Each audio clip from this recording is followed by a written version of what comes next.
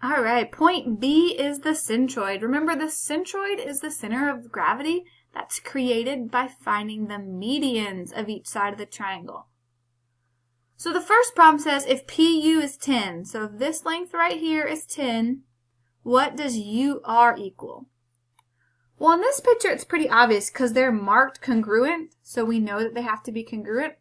But if they weren't marked, we would still know because it's a median, and a median means you find the midpoint, so it cuts it into two equal pieces. So each of these, like S is the midpoint of PQ, so those are two equal pieces. T is the midpoint of QR, so those are two congruent segments. So if PU is 10, UR is also 10. All right, and then the next one says that if VT is 6, what is the length of TP?